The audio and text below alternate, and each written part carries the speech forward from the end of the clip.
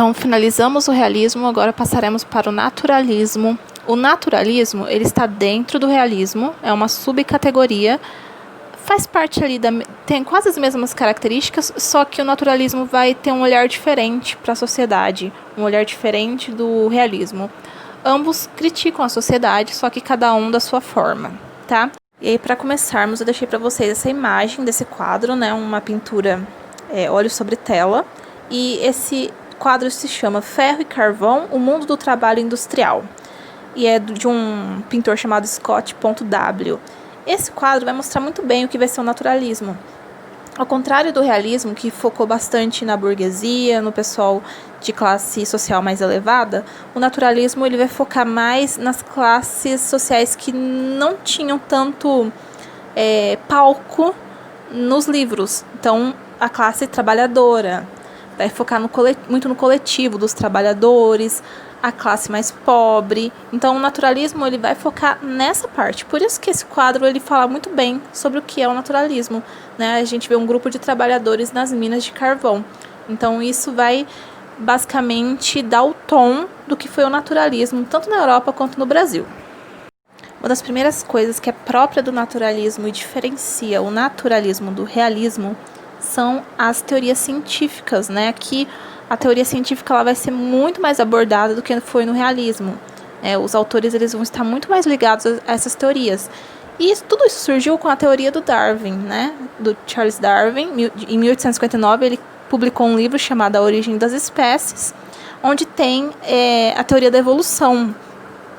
Em 1859 já era o realismo, e o naturalismo. Então, esse livro foi bastante importante porque antes o público era muito mais ligado à religião, e quando surgiu esse livro falando da teoria da evolução, que vai contra, né, como surgiu o mundo, como surgiu o ser humano, a teoria da evolução já é um olhar mais científico e não religioso. Então, as pessoas ficaram bastante chocadas, e foi esse o ponto inicial do naturalismo, né, essa teoria da evolução do Darwin.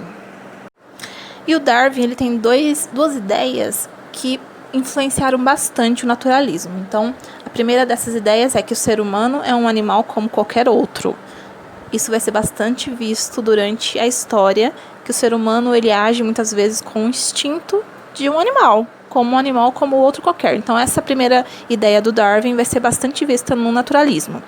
E a segunda ideia é que a natureza promove um processo de seleção. Então, só sobrevive os mais fortes, os mais adaptados, aqueles que se adaptam melhor à sociedade. E os mais fracos, eles são eliminados, tanto na natureza quanto os seres humanos mesmo. Então, essas duas teorias vocês vão ver bastante, principalmente no livro Cortiço.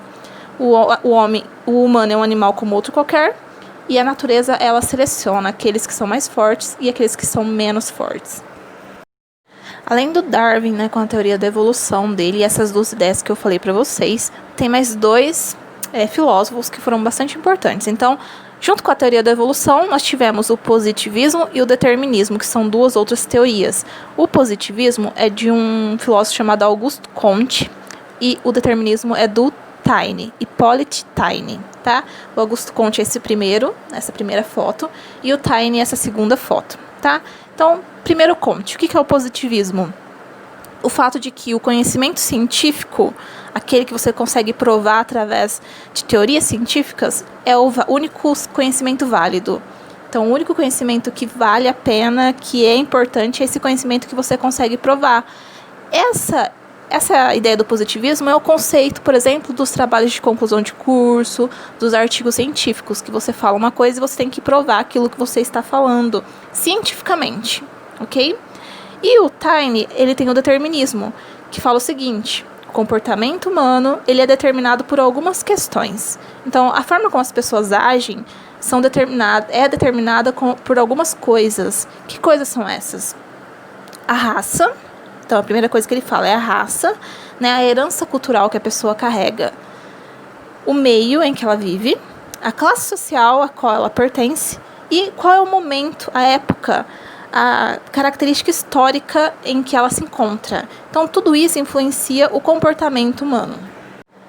Então, as pessoas que têm uma classe social mais baixa, elas vão se comportar de determinada forma. As que têm uma classe social mais alta vão se comportar de determinada forma.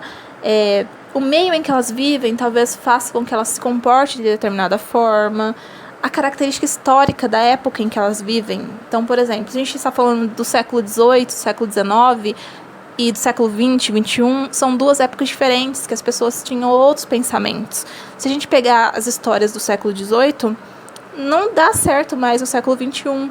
As pessoas mudaram, as mulheres mudaram o pensamento, a gente tem o feminismo agora, então não é mais a mesma coisa. Então, onde a pessoa está, historicamente, faz com que ela se comporte de determinada forma. Então, essas teorias, essas três, né, teoria da evolução, positivismo e determinismo, vão influenciar bastante todo o projeto naturalista, toda a literatura naturalista, ok? Lá no realismo, eles se focavam mais, né, os autores, no psicológico do ser humano, como eles se comportavam psicologicamente, então, e nos traços individuais de cada um. Aqui no naturalismo vai ser o contrário, eles vão se focar mais no biológico e não no psicológico, então, no aspecto biológico, porque tudo vai ser teoria científica. Os autores dessa época, eles eram muito ligados em tudo que a medicina falava, eles ouviam conferências, eles liam estudos da medicina, eles gostavam muito dessa área, então tentavam explicar sempre tudo através da biologia e não da psicologia como foi lá no realismo.